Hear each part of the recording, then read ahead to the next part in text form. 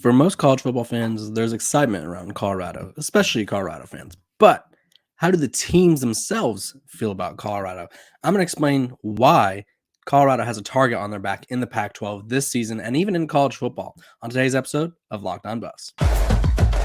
You are Locked On Buffs, your daily podcast on the Colorado Buffaloes. Part of the Locked On Podcast Network, your team every day.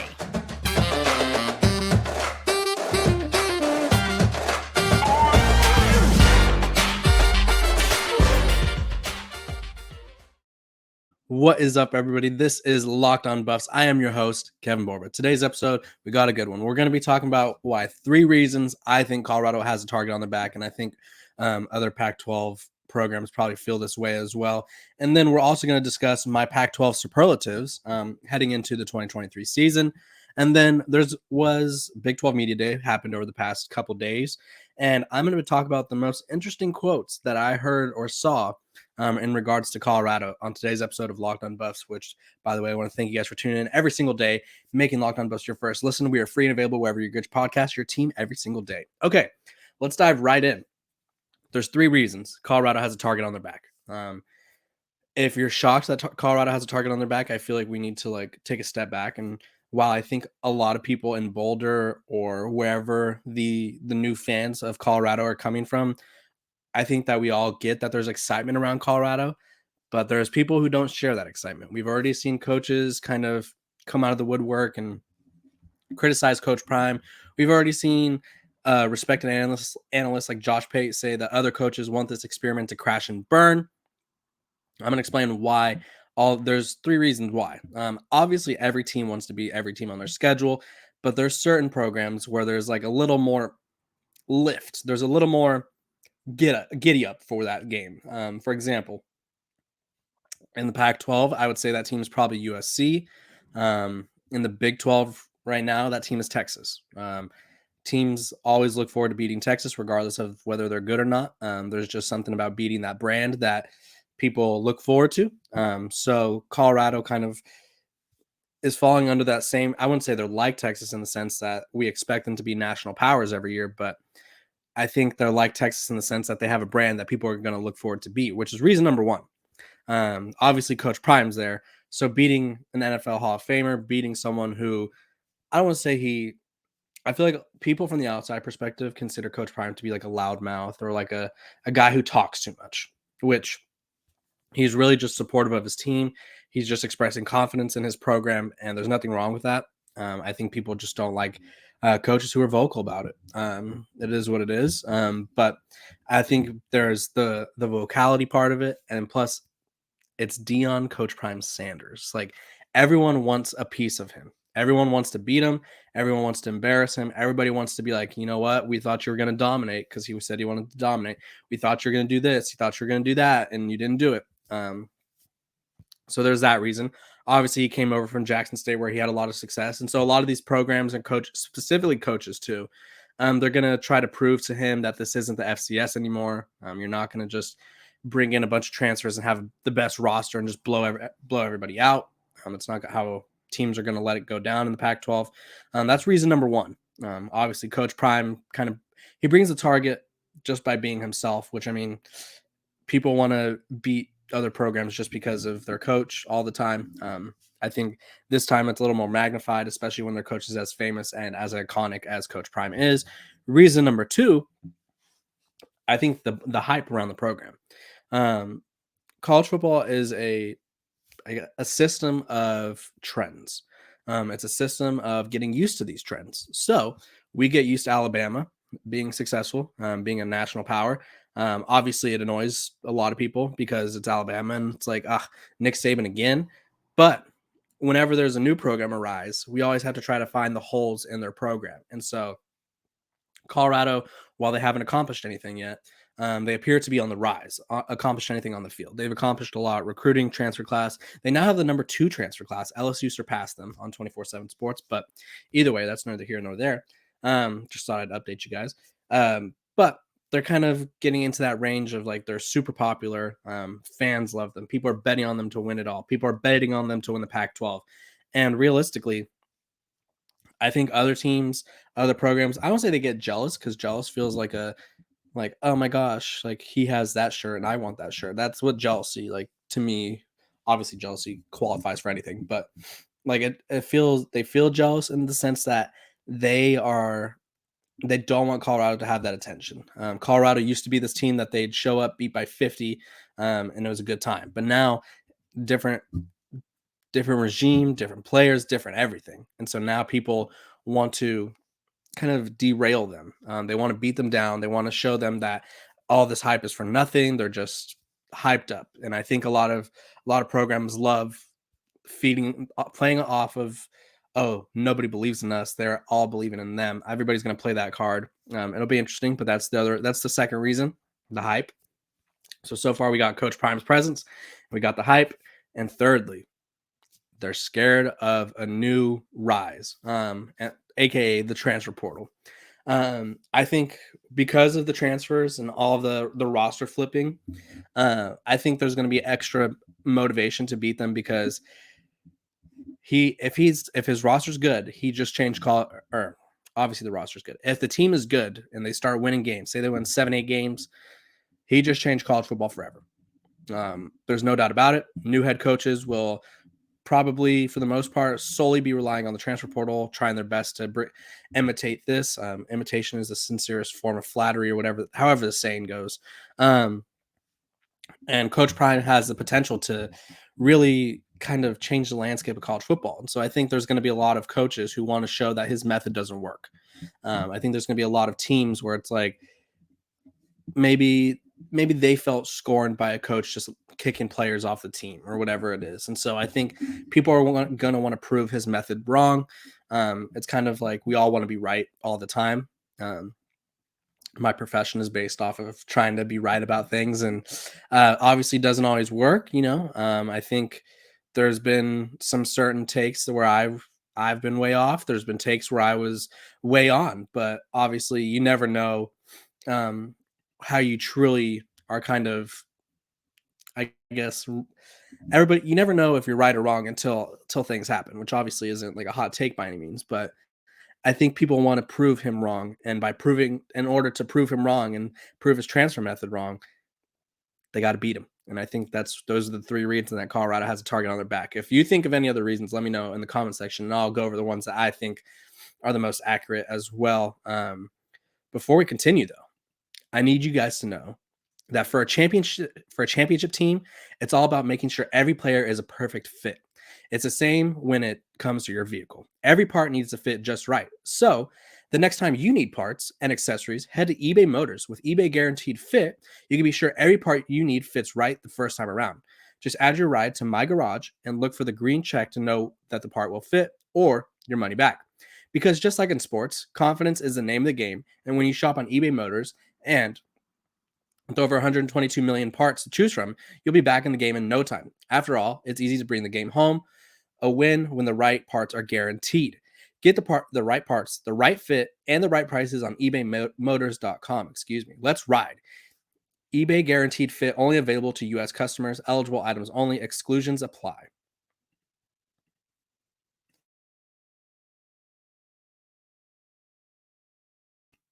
Okay, so we just talked about the three reasons why they got a target on their back. Up next, we're talking about my Pac-12 superlatives after this sip of water. This episode is also brought to you by Hydro Flask. No, I'm just kidding. I wish, but we get those cool Yeti coolers from Bird Dog, so I love those too. Okay, so let's dive in. I yesterday compiled a list of Pac-12 preseason superlatives. These are completely made up. These are gave me inspiration from like a yearbook style thing. So like it's best smile, whatever it may be.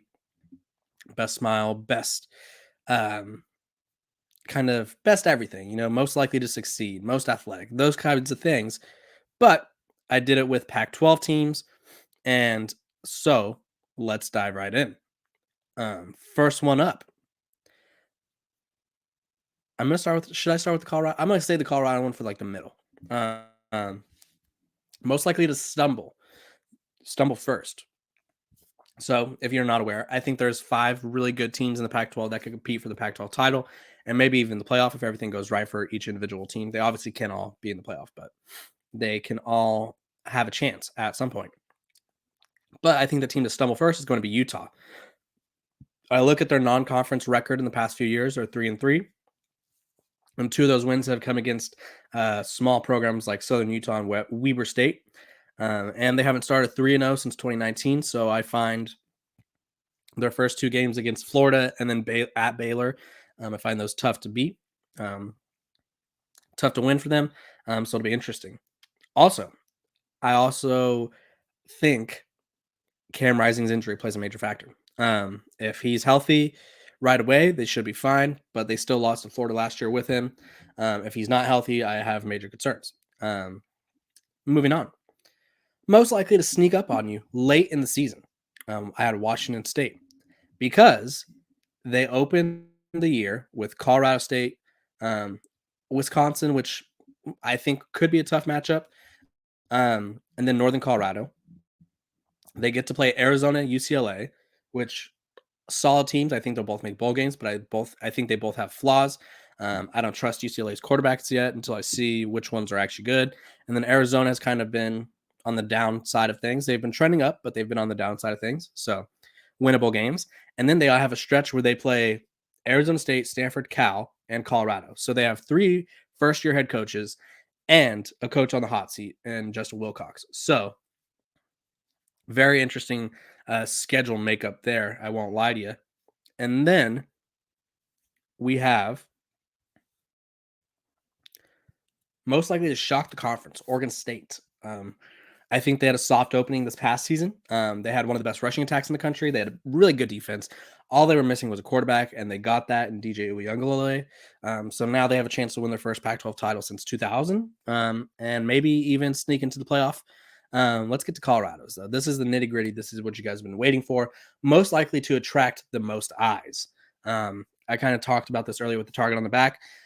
Whether it's to watch the transfer portal stuff unfold, see if Deion Sanders, Coach Prime, can succeed at the Power 5 level, or to root against Colorado. People are going to watch them. People are going to want to see what's going on in Boulder. People are going to want to see how well this experiment works, how good they are, how bad teams try to beat them, all that. People are excited about them. Maybe they're going to be really good. Maybe they're going to be really bad. We don't know. Everybody's going to be watching, though. That's the one thing we do know. So, yes, that was my most likely to get, or they're going to have the most eyes on them. We all know that. Most fun to watch is Washington. I think their passing attack, returning the best receiver core maybe in the country, or one of the best receiving cores in the country at worst, maybe top 3. One of the best quarterbacks in the country and their offensive coordinator. College football is all about the deep ball. It's like baseball. Chicks love the long ball. I think college football, chicks love the deep ball, and they're going to be going deep. They're going to be throwing it all over the yard. It's going to be great.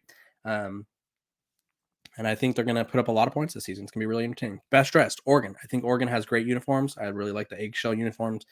Don't think that's a questionable one there.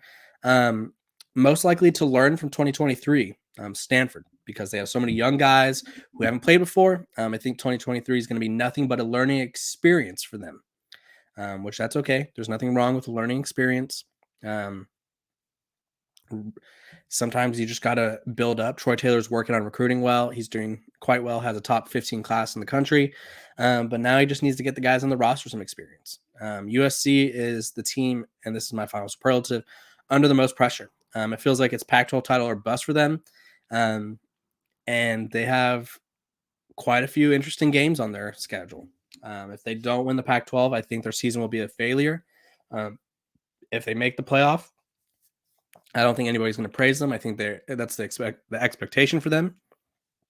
But the Pac-12 is really talented, really deep. Maybe they lose an early game to Colorado. Maybe they lose another game. Maybe they lose to Notre Dame, and that derails their playoff hopes. So you never know. But those were my Pac-12 superlatives. And let me know if you have any Pac-12 superlatives in the comments below. I want to thank you guys for making Locked On Buffs your first listen every single day. We're free and available wherever you get your podcasts, so make sure to tune in. I think there's, if I had to do like a most likely to take a step back, maybe UCLA, the quarterback situation, like I already mentioned. Until I see the quarterbacks, it's hard to tell if they'll take a step back. But if Colin Schlee or Ethan Garbers are the quarterback, then I would feel confident saying they're going to take a step back. If it's Dante Moore, maybe they take a step forward. Either way, we'll find out as the season comes, and then we'll find out if I was right or wrong, because I'm all about accountability. So when we come back, we're going to be talking about the most interesting comments made about Colorado at Big 12 Media Day. Possible future conference for Colorado, who knows? But when we come back, we'll be talking about it all. Welcome back. We are now talking about the most interesting comments I saw from Colorado about Colorado at Big 12 Media Day. So, if you didn't know, over the past couple of days, Big 12 Media Day was held in Arlington, Texas, in Jerry World, where the Dallas Cowboys play. And as you can imagine, there was some Colorado writers there. Brian Howell went there from Buff Zone. And they were kind of just getting the vibe, kind of trying to poke around, ask about some further Big 12 expansion, which I don't know if Colorado ends up. I don't think Colorado ends up in the Big 12 this round. Maybe if the deal is like horrendous. But if the deal is close, they've already said that a couple $1 million won't be enough to get them to go. So they were there. People were there asking about Colorado, and one of the people they asked about Colorado were some TCU players. They asked a couple players that were, because every Big 12 school sent, I think it was 3 representatives. And so they asked about Colorado, and here's what they had to say. This is Jamoy Hodge, a linebacker. He said, "I'm very excited. I know it's a big game. It's going to be a sold-out crowd. It's Deion Sanders. It's Deion's first Power 5 game being the head coach. After the season we had, the world is going to want to see something happen." TCU Stadium holds about 50,000, and it's going to be pretty juiced in there. It's going to be pretty packed. And then this is Brandon Coleman, who said he's offensive lineman. "I'm excited to see who Colorado is going to bring." TCU offensive lineman Brandon Coleman said, "You're just excited to hit somebody, especially after fall camp. You've been hitting your boys, your brothers the whole August. So now you get to play a different team, different colors, and go show out." And then Bud Clark, a safety who actually looked up to Coach Prime, says, "It's pretty great because he's somebody I looked up to growing up. I modeled my game after him, so I feel like it's going to be pretty great going against him." And yeah, he's going to be a hard play. And this is what they talked about Shadur. He said he's going to be a hard player. He could fit in like the tight gaps and different things like that. He's going to be a really, really great quarterback. They got to come here right to Texas, baby. But I feel like it's going to be a great game. I think the line is at 20 the last time I checked. I feel like that line is way too high. Let me pull it up right here, right now. Let's see if there's a live line update, because I feel like, I'm telling you, I'm just 20 points for a TCU team that lost like all of their starters on offense and lost a lot of key players. I'm not buying it. TCU 21-point favorite again. So that's interesting. They have a lot to prove. Obviously, this TCU team is pretty amped about it. I think outside of Texas, there's not many games in the Big 12 where, maybe Oklahoma, where fans will be pretty amped. And I think this Colorado game does that. The second more interesting comments were made by Commissioner Brett Yormark. Buff Zone Brian Howell was there, like I said, and he was asking what the commissioner thought about Colorado expansion. And this is what he had to say. "If the opportunity presents itself, where there's something that creates value and aligns with our goals and adjectives, starting with the board, then we're certainly going to pursue it." Okay. Basically, he's saying if they see value, they're going to get the value. Fair enough. They know. And then he continued talking about how Colorado has improved their brand, which obviously when you bring in Coach Prime, have your spring game on ESPN as the only program in college football to do so, just people are just all over you. People love the brand, love the program. Interesting. They know the brand. I'm a brand guy. And then he said, "I think they've done an incredible job. If you look at kind of how they're elevating and amplifying their brand and engaging with fans, they've done a wonderful job. So I wish them well." Obviously, he'd try not to reveal too much there. I also think that he didn't want Big 12 Media Day to be about programs that aren't in the conference yet or at all. Who knows if Colorado's even going to make it to the Big 12. I feel like they stay in the Pac-12 for this round. Next round, who knows? Free for all, but this round for sure they're staying. But it's interesting. It's very interesting that he like was willing to hype them up But he also said that you could ask him about expansion, he won't talk about it. So I think he obviously respects Colorado and he's trying to show his respect, but he's also trying to maybe hold back on his bigger statements, because at one point he was making it seem like it was a guarantee that they were getting the four corner schools. Now I feel like the pressure has been backed off a little bit. So interesting. Maybe we'll just have to wait and see. July 21st is when Pac-12 Media Day occurs. It's going to be a lot of interesting things going on, a lot of interesting comments, and obviously I will keep you guys updated. Today's episode was supposed to be with Max Brown. We're going to have that episode on Monday, and then Tuesday I have a special guest, Clint Brewster from 24/7.